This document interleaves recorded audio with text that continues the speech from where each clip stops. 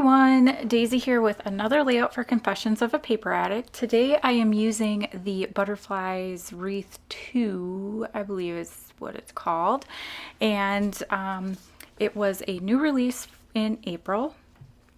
And it's just this beautiful, like delicate wreath with butterflies on it.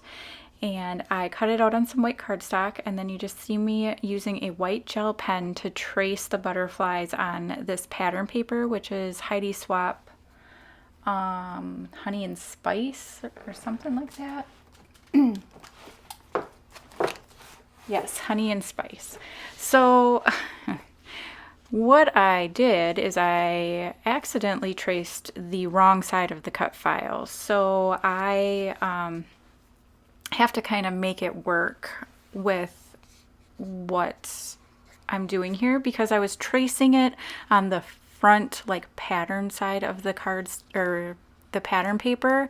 I should have used the right side of the cut file so that the wings would match up, but unfortunately I used the back side, and yeah, whatever. I make it work. It's fine.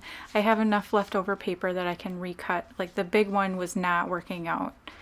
And that's where I figured out, oh, I had it upside or backwards when I was cutting it. So, and here I did it again. I traced the back side of it, and then I'm like, wait a minute, that's wrong. Stop. So I stopped cutting and retraced it. And I use white gel pen when I do this, because then you don't get any pencil or pen marks on your actual cut file, like the white portion of it. And it's usually easy to see on most pattern papers. And if you can't see it, you can go over it a couple of times, and then you can at least kind of see the indent from the pen. But it's just one way that I avoid making marks on my cut file, because I'm kind of a sloppy tracer, so it always ends up happening.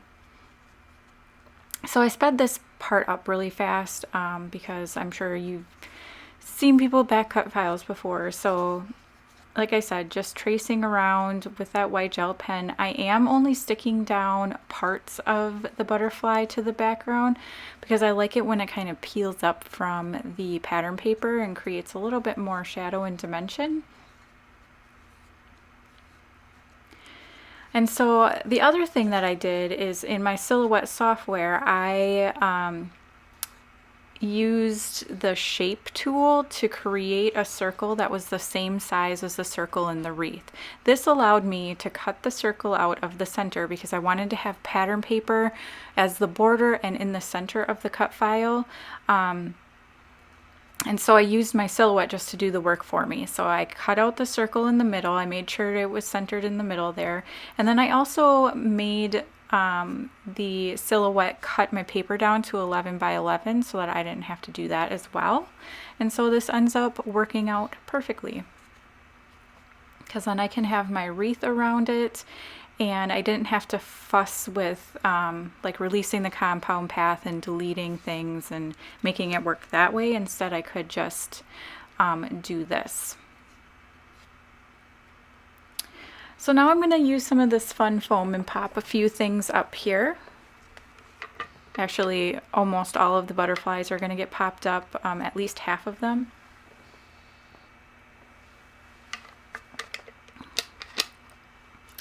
So like this one over here, I'm only popping up the two wings that are on the white cardstock. Same with these little butterflies, only the wings that are cutting or touching the white cardstock are getting popped up. And then all these extra butterflies are also getting fully popped up on some fun foam. And this is just so pretty. Like, you don't even have to add anything to that. It's gorgeous. So the background pattern paper I'm using is also from the Honey and Spice collection. It's something that I recently picked up, and I don't know, I'm just loving the colors and everything. So I figured, why not? And now I'm trying to decide what photo I want to use. And I end up pulling one of my daughter. She's jumping on a dock. And it was a day that me and her just went to go fishing. And my other kids don't like to go fishing. So it was just me and her. And she wanted to jump on the dock. And it was kind of funny, because she was afraid she was going to like fall in or something. So she wasn't jumping very hard, but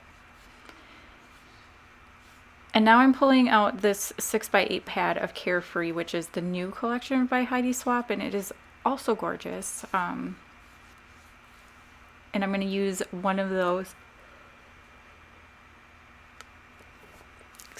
one of those sheets to add a layer behind my photo. I did cut my photo down to about 3x4-ish.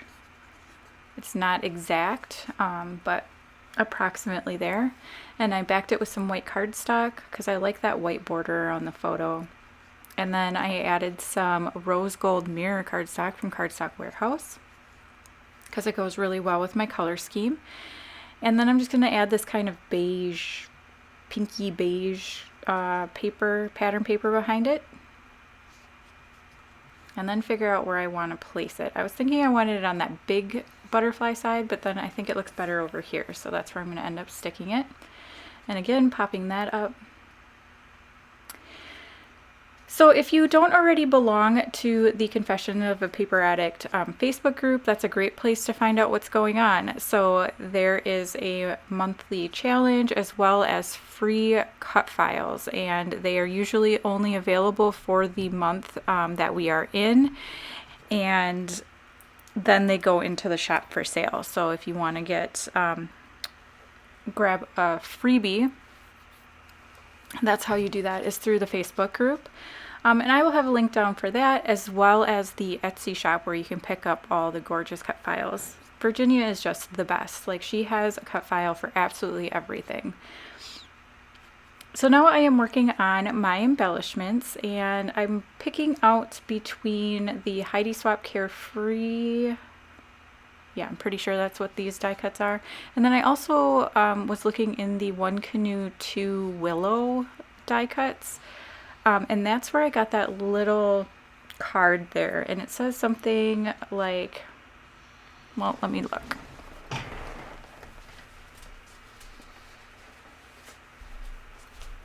It just had the perfect saying, so I had to use it. It says, some old-fashioned things like fresh air and sunshine are hard to beat.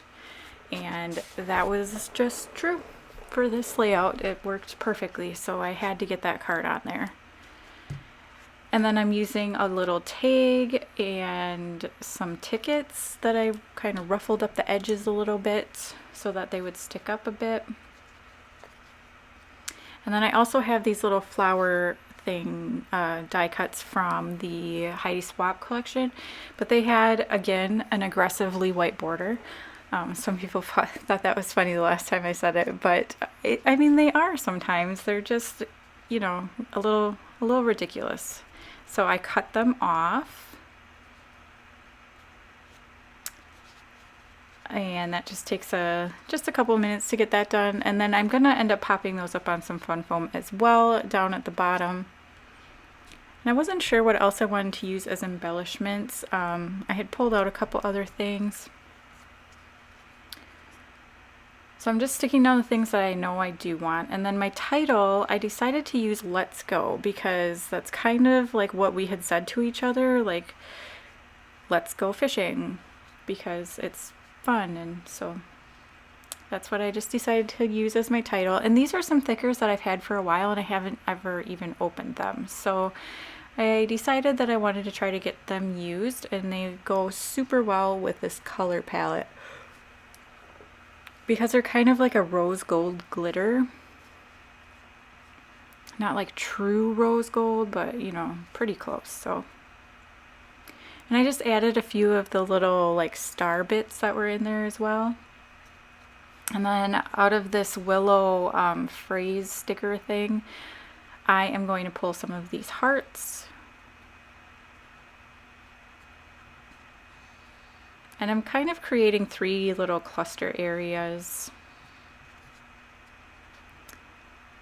And that's where I realized I hadn't stuck those flowers down yet. And then I'm also going to pull in the willow like sequins. It came with its own sequin mix. And so I'm going to put 3 of the pink sequins and then 3 of the weird curly sequins on there as well, because I thought that they were really pretty and went with it. And so yeah, that's the end of my layout. I hope you enjoyed this video. Again, I will have links down below to the shop as well as the Facebook group, so be sure you go and join everywhere. And I hope to see you again soon. Thanks for watching. Bye.